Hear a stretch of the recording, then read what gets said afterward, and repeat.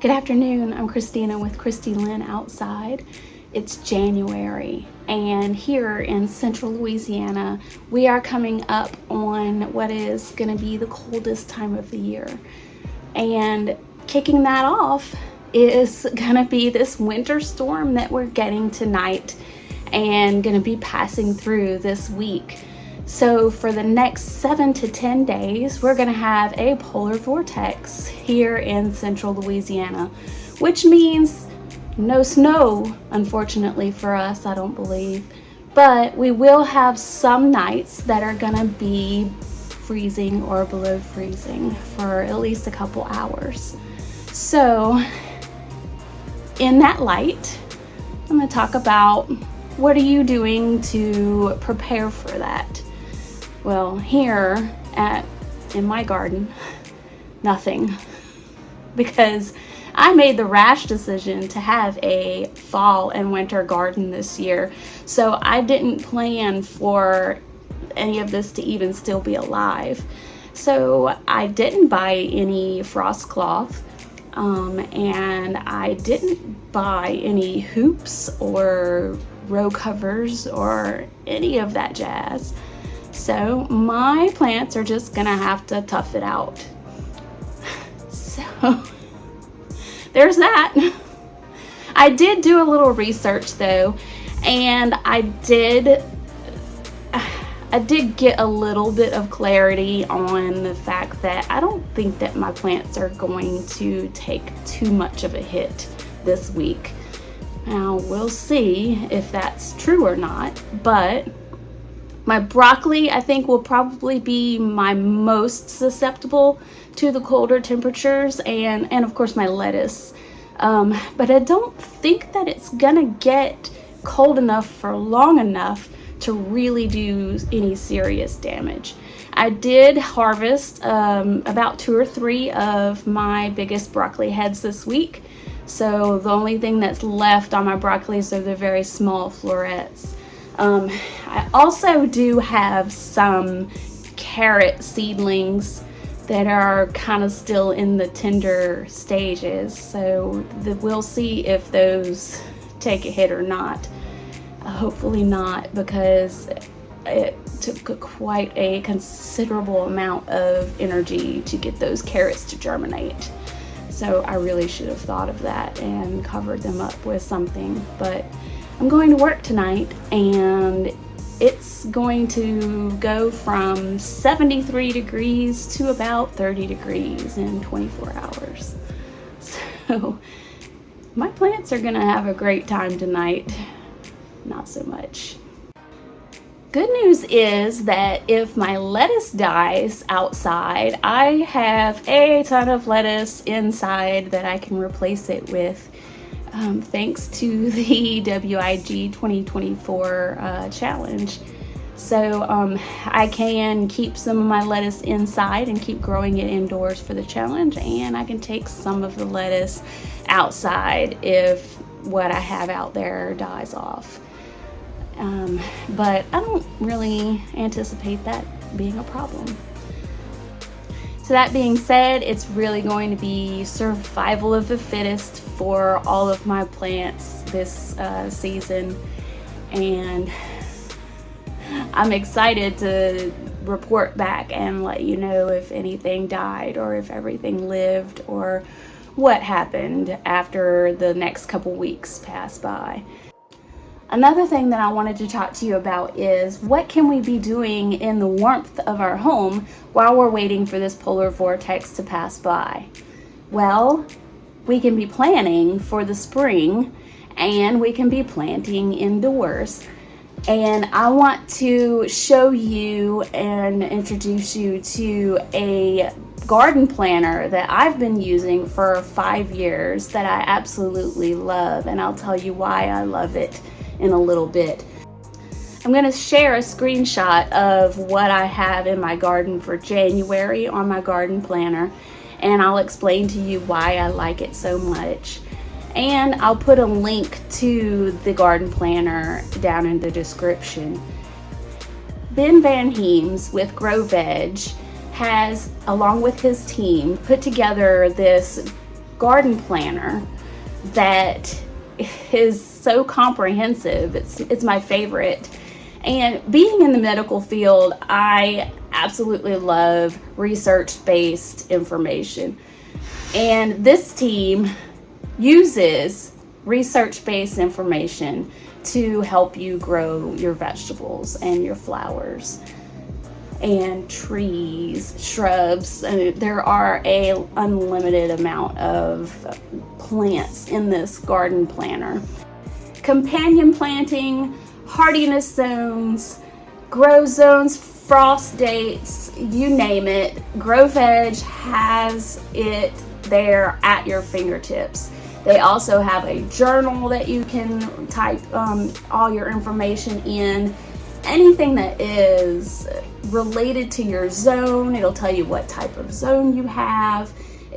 Like here in Central Louisiana, we have a split growing zone, which means that we can grow a lot in the spring and we can grow a lot in the fall, and then not so much in the summer when it's super hot. I mean, some things will live, but they're not really going to be at their peak production in the summer. So GrowVeg helps you to navigate your growing zone and to plant things and plan things, and you can use either traditional planting or you can use square foot gardening. You name it, they have thought about it and it's there at your fingertips. I loved the companion planting at first because it really helped me to decide what kind of plants I wanted to plant together when I first started gardening and knew nothing about it. Hey, everybody wants to join? Okay, everybody wants to join. Okay. So, just take a look at it. If you like it, you like it. If you don't, you don't. I absolutely love it, and it helps me to fill in the blanks. I don't even follow all of the square foot gardening rules. I do more of an intensive planting sometimes. But if something doesn't work, you can delete it and then add something else in. It helps you if you want to employ the garden rotation method, where you never plant something the same in each spot for 4 years, or I believe. It'll help you to keep track of that, of what you've grown where throughout the years. Like I said, you name it, they've thought about it, they've put it together, and it's right there for the taking. And I really love it. So I'm going to share with you a couple screenshots of a couple of the months that I have planned out. Now, I go crazy and I plan like more than a year ahead of schedule sometimes. But my plan is a fluid plan, and I don't have to stick to it if I don't want to. And sometimes I just end up deleting it all and starting over. And that's the beauty of it, is you can just try different things and see what works for you. And that's what's good about the journal, is that you can write all these things down. I haven't really used the journal a whole lot, but this year I plan on trying to use the journal to write down what types of plants work best for me in my garden and in my zone. Because I've come to find out that not everything will grow right here in Louisiana. And that's another story for another time. But I think that you would love this. I'm not affiliated with them. I reached out to them for a discount code and don't qualify for a discount code because they tighten their margins so much to make it as affordable as possible. So try out the free version and see if you like it. And let's take a look at it. Okay, so I don't really know how to screen share on my computer, so I'm just gonna put you in my lap and I'm gonna show you what to do when you log in. So I've already logged in. This is my home page. Now this is where I can access the garden planner, the garden journal, the garden guru, which is a bunch of videos that are personalized to your area. The big bug hunt, which I haven't ever participated in, so I can't really say much about it. And then an area for your account settings and your subscription. So GrowVeg has a 7-day free trial where you have unlimited access for 7 days, and you can design your garden and put in all your information and print out your garden plan and keep it forever. Or you can subscribe either yearly or for a 1 year or an annual subscription, which I participate in the annual subscription, which is about $35 a year. So if you click on Garden Planner, it brings me up to the previous 3 years of garden plans that I made, my journal entries for this week and upcoming weeks, the weather outlook for the next 7 days, and some articles that I can read, an option to live chat with someone, and information on my subscription. So if you go back up to the top here and click on my 2025 square foot garden plan, it brings up this. Now this is where I can search for any plant that I want to plant in my garden. So I'm going to close out this and bring it to full screen, and I'm just going to show you because it took me a long time to put this together and to draw it out, but this is an overview of my garden. Now this is everything that I plan on planting or have planted for the year of 2025. Now I know that because it says all months up here. Now I can toggle to January and take a look at, I want to take a look at just my plants. So it's going to gray out all of my structures. This is what I'm starting with in 2025. This is all the plants that I have in my garden currently. My cauliflower, my broccoli, my onions and mustards, my asparagus and strawberries, my garlic, my cabbage and collards, my kale, everything. My fig trees, my blackberries along the back fence, everything. Now, if I toggle to February, you see it changes a little bit. I'm set to have harvested this garden and this garden, and these two gardens have changed a little. A lot of that stuff I'm set to be harvested by the end of January, and by February I am gonna have cabbages and lettuces, and down here I'm gonna start planting some potatoes.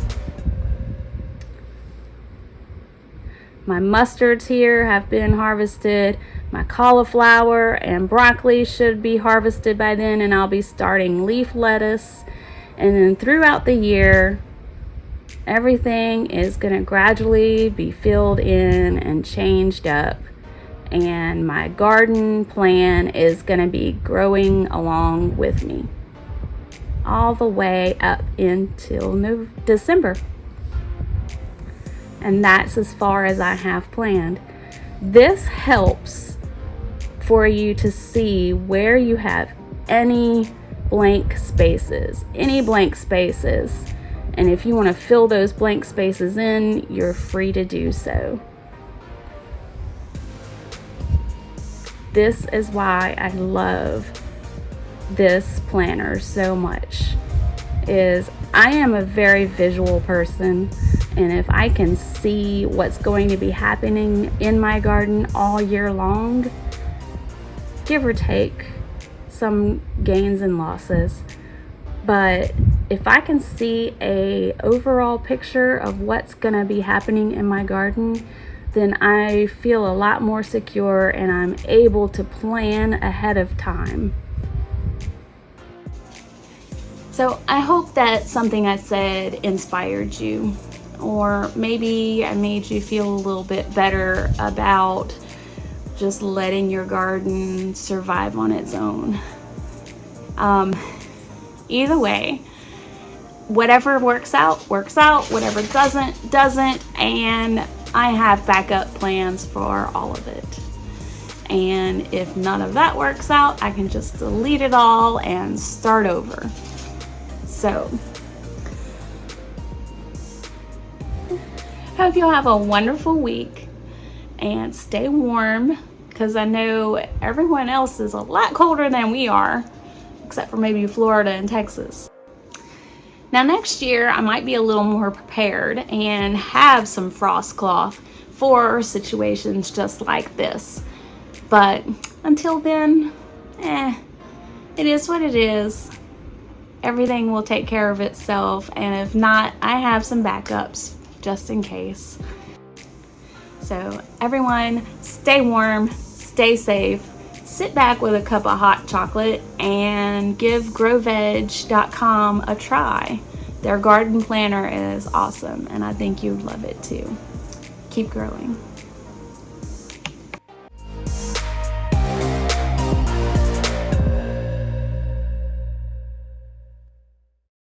Now don't just go letting your plants die just because I said I'm just letting this fittest survive. If you have frost cloth, cover those babies. If not, it is what it is. And the biggest thing is stay warm, stay safe. Your plants, I can't talk.